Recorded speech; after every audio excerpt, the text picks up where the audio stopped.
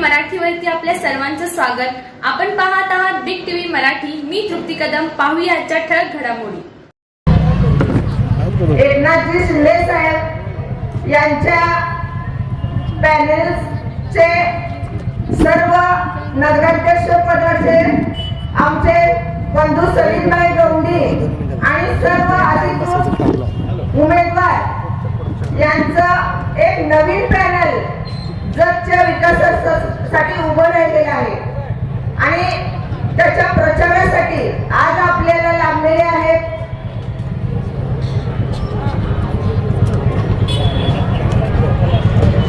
Samant.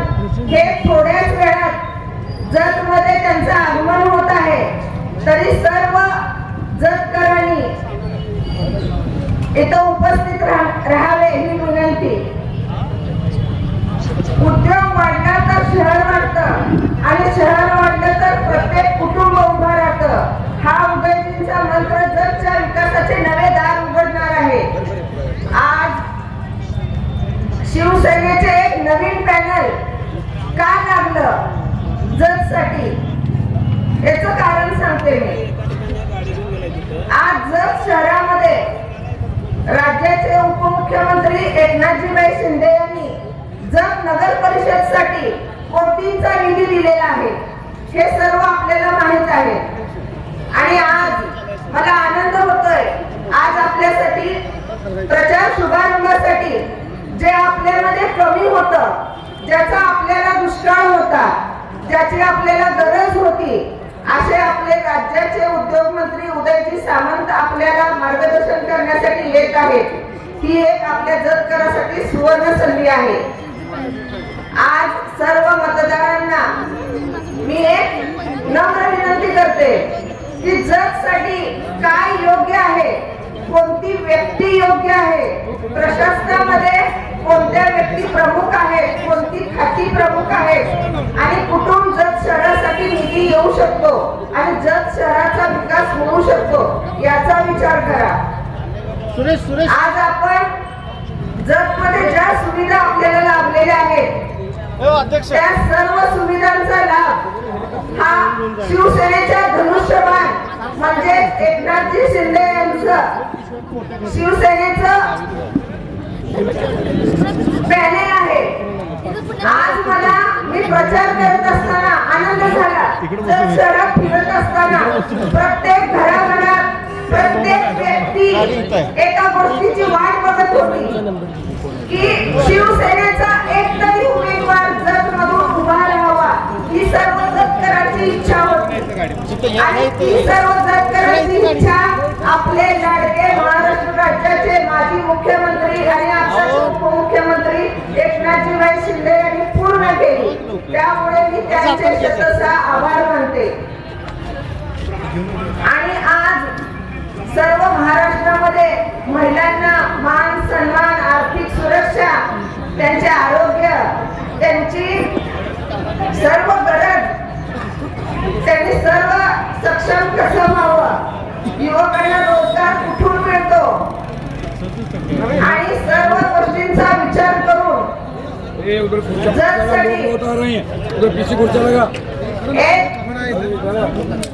Panel उभा केलेला आहे। आणि तुम्ही येणाऱ्या निवडणुकांमध्ये प्रचारामध्ये सर्व पक्षांचा विचार बाजूला ठेवून आपल्याला कोणत्या पक्षाकडून साथ मिळालेली आहे आणि इथून पुढे मिळू शकते याचा विचार करावा। आज आपल्या नगराध्यक्ष पदाचे सलीमभाई गवंडी हे गोरगरीब गरजू सर्व विद्यार्थ्यांचे, महिलांचे, कामगारांचे प्रश्न हे सर्व ताकदीने सोडवतात। त्यांना सर्व योजना प्रशासनाच्या, सर्व मुलांच्या स्कॉलरशिप, त्यांना जे काही प्रशासनाकडून मोफत मिळते हे सर्व गोरगरीब कुटुंबापर्यंत पोहोचवण्याचं काम त्यांनी आतापर्यंत केलेलं आहे। आणि आज मला आनंद होतोय, माझ्या पॅनलमध्ये सर्व उमेदवार हे सर्व सुशिक्षित आहेत, ते सर्व तुमच्या प्रश्नांना सार्थक करतील आणि सर्व बाबींचा विचार करून जर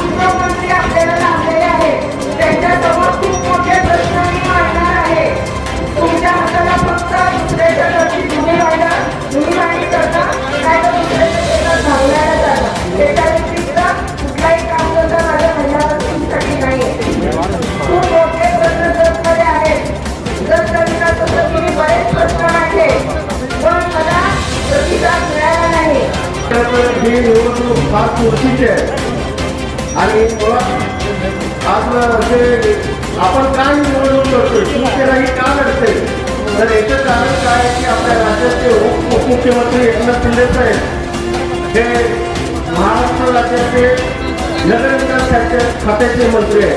आज तसं बघायला गेलं तर दर शहराला ते पाण्याची योजना चालू 78 कोटीची जे आपले मुख्यमंत्री एकनाथ शिंदे साहेब असताना दिलेली आहे.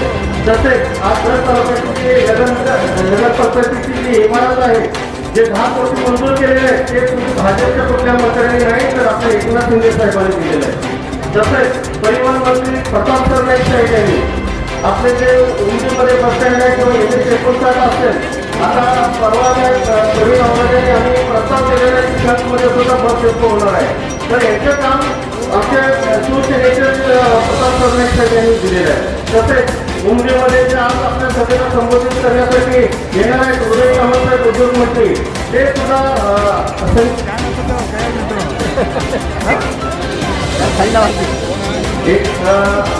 आता आमचं वार्ड क्रमांक 3 चे उमेदवार रोहित राजू कांबळे आणि त्यांच्यासोबत जे उमेदवार आहेत सुरुंदा विजय चव्हाण यांची रॅली पुन्हा सुरू झालेली आहे. त्यांचे स्वागत करा जरा टाळ्यामधून जरा टाळ्यामधून हे इलेक्शन आहे ना हे फार आपण सुरुवात करायचं आहे. लोकांचं आवाज होता पाहिजे शिवसेनेला जाळून घेऊ पाहिजे. रोहित कांबळेबद्दल बोलायचं केलं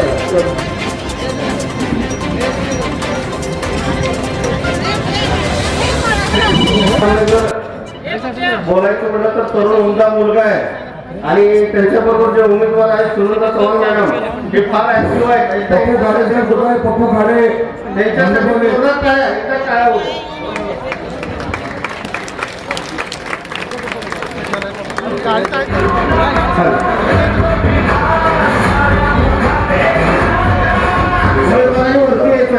आता आमदार आहात मंत्री आहात तुम्ही स्वतःचा जीव प्रसंगी धोक्यात घालून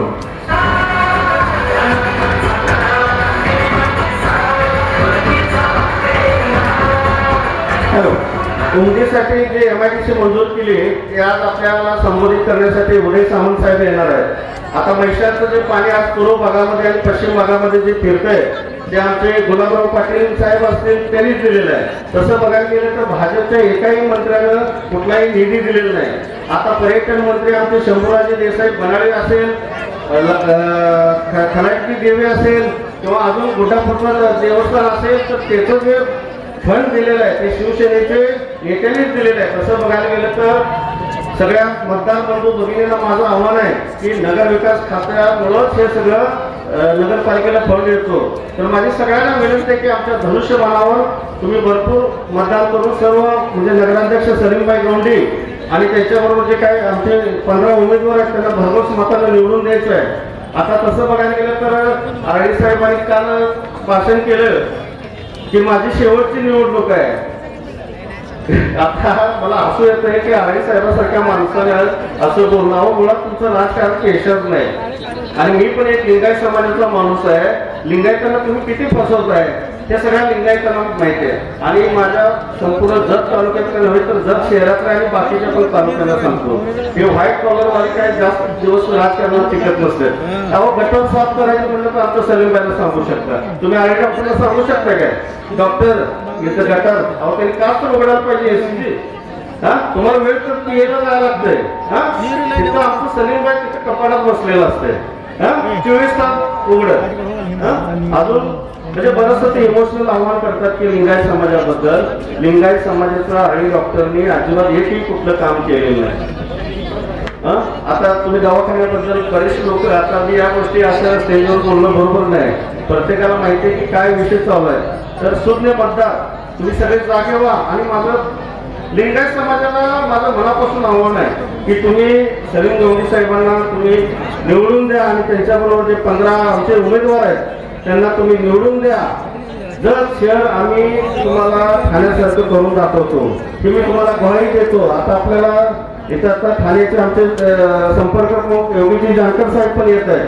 तर सगळ्यांना एकदा मी थांब सांगतो की आमच्या सलीमबाई गौंडी आणि त्यांच्याबरोबर 15 नगरसेवकांना तुम्ही निवडून द्यावं. धनुष्यबाणावर मतदान करावं असं आवाहन करतो आणि थांबतो.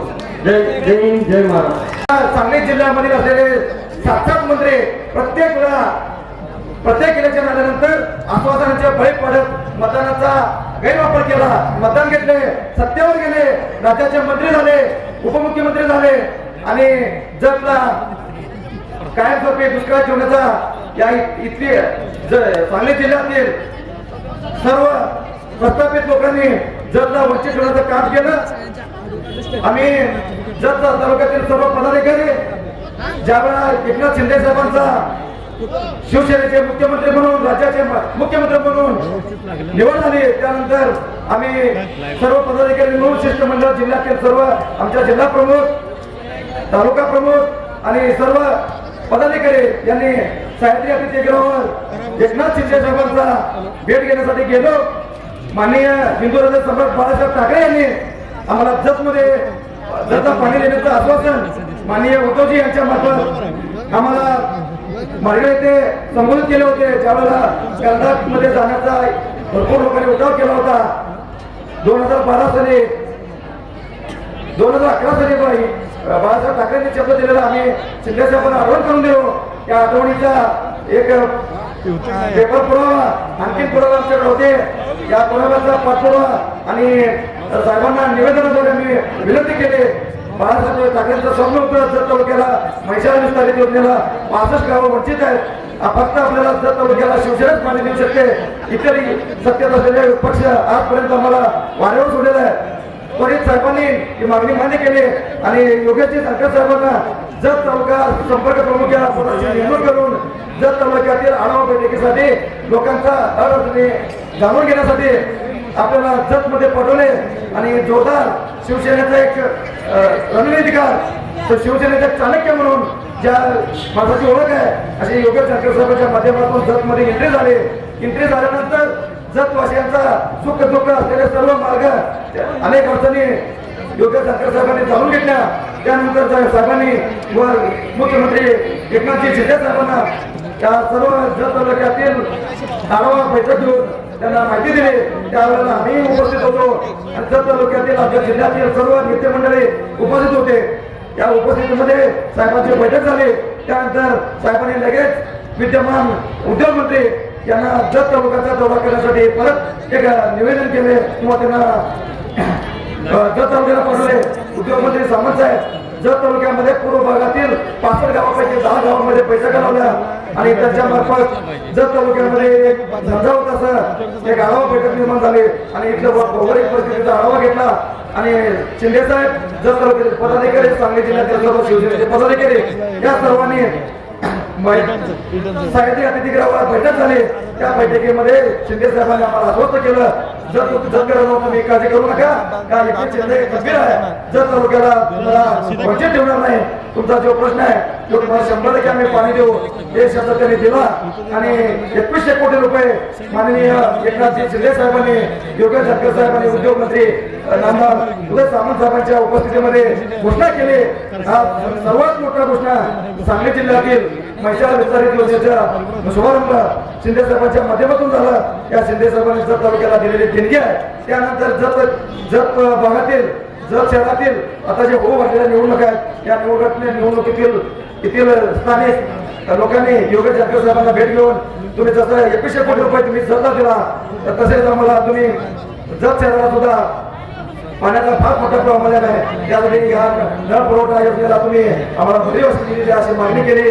या निधीचा पाठपुरावा माननीय योगेश शंकर साहेबांनी करून माननीय मुख्यमंत्री नगर विकास खात्याचे मंत्री सुद्धा आमचे एकनाथ शिंदे साहेब होते. त्याच्या पाठपुरावा केल्यानंतर साहेबांनी एकमुखाने 78 कोटी रुपये या जतला पाणी पुरवठ्यासाठी दिले.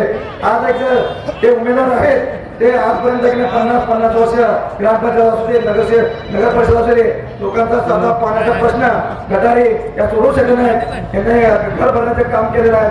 तिथं सामान्यांचा आवाज कुणीही उचलला नाही. त्या लोकांनी जतच्या जनतेवर पाठ केला आहे आणि एक आपली स्वतःची एक व्यवसाय उभा केला आहे. व्यवसायाच्या माध्यमातून लोकांना कुठल्याही प्रकारचा आजपर्यंत त्यांनी मदत केलेली नाही.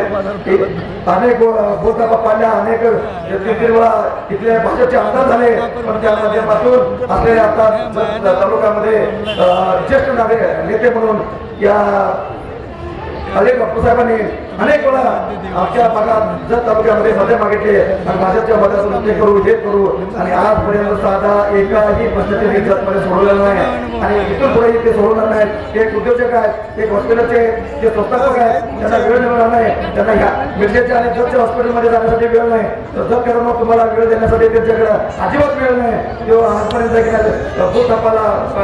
भूतापा केलेला आहे.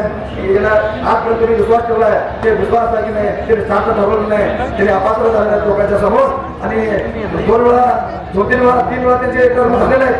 त्या 3 टर्म मध्ये त्यांनी लोकांनी स्वतःचा त्यांचा जागा दाखवून दिलेला आहे आणि जागा त्याचे दाखवले आहे. योग्य त्या जागा हात बी आपण दाखवायचा आहे आणि जगच्या या सर्वांगीण विकासासाठी आपल्या उमेदवार सचिन भाई कुंटे यांना एकनाथ शिंदे साहेबांच्या आणि जिल्ह्याकडे आपण उभा केलेला आहे.